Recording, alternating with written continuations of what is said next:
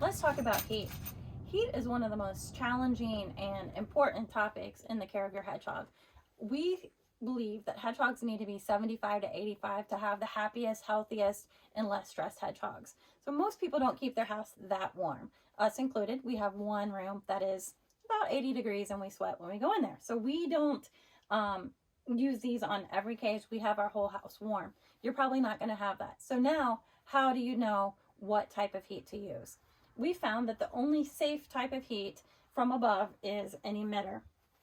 And an emitter bulb looks like this, and it emits only heat. There is no light. So some brands come in different colors, but both Flukers and Zoomed, which we carry, are both white bulbs, and sitting side by side, you wouldn't be able to tell them apart. So this is a bulb, like I said, and it has an end that screws into a socket. When you're choosing a base for your lamp, you must follow manufacturer's instructions. I can't stress that enough.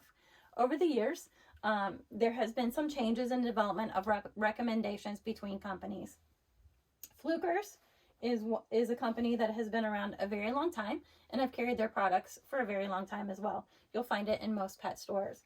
Flukers recommends that their bulb be used with a clamp lamp.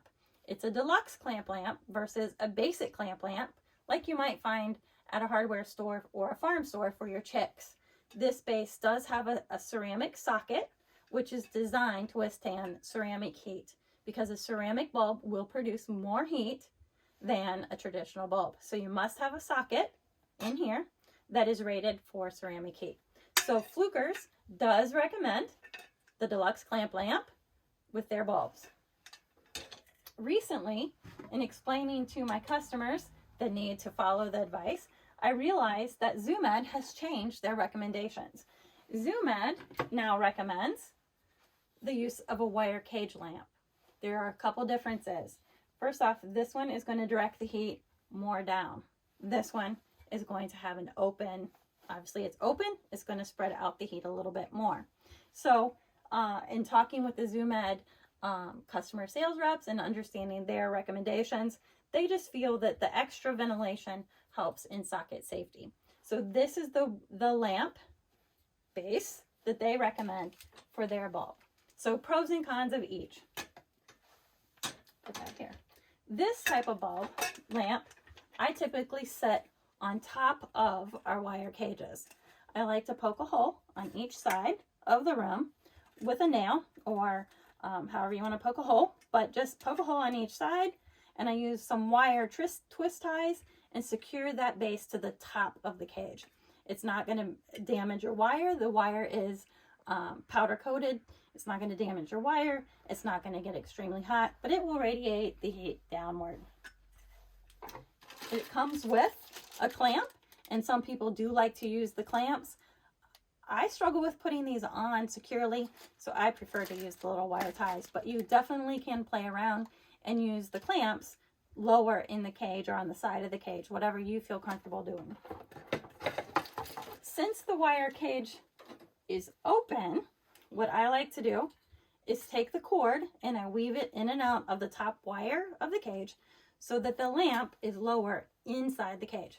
And you need to make sure that your cage is tall enough to accommodate, have enough room underneath. But if your lamp is hanging down, your igloo is down here, that is plenty of space and it will heat down. So again, I use the wire and weave it through the wire on the top of the cage, secure it tightly with zip ties so that it is held secure in the cage. You wouldn't want to do with this with a rabbit or something that stands up, but since the hedgehog is going to stay on the ground and not jumping, it's going to be safe. If you reach up to touch it, it will protect your hand and this kind of thing too. So it is a little bit more kid-friendly than, say, this bulb. But either way, follow the manufacturer's instructions.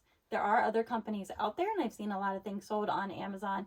However, I'm not as comfortable with those other companies as I am with these two, simply because I don't know as much about them, and they're not used as predominantly in the industry as these two brands are.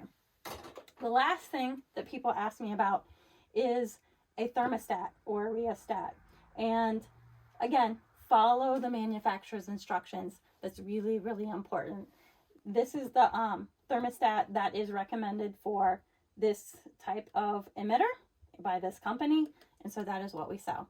Boils down to, again, be sure to follow manufacturer's instructions to avoid a fire hazard. But when used properly, in our mind, is one of the safest heating options out there.